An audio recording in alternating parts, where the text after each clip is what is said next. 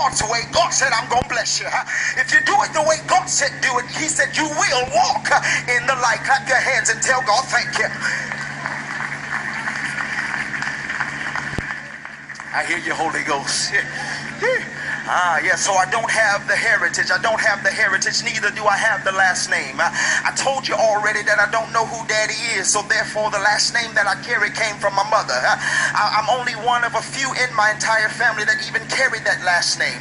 And so it is so now, Pastor, that I don't have the last name. I don't have the wonderful testimony to say that my father or my grandfather or my great-grandfather was this or that in the church. I don't have that testimony. I don't have that testimony to say that, oh yeah, you know, my mother was a great businesswoman, so that's why I opened a business at the age of 15. That's not my testimony.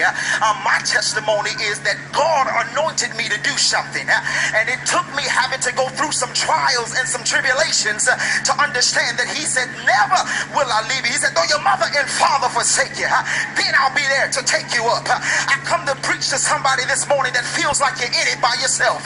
You feel like you ain't gonna make it through any time, but God told me to tell you that he's hand selected you. He has picked you out. You are a chosen generation, a royal priesthood.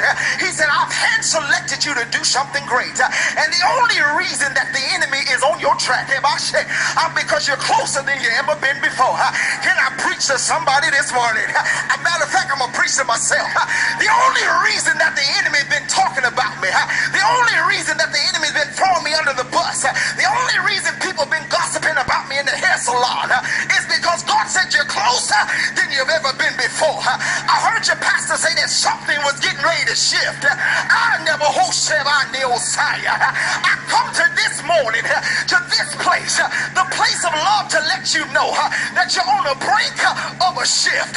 Look at your neighbor, say, neighbor, you're on the brink of a shift. Everything that's been held up in your life, God said it's about to shift. He said everything that's been held up is about to shift. He said everything that's been held up above your head is about to shift.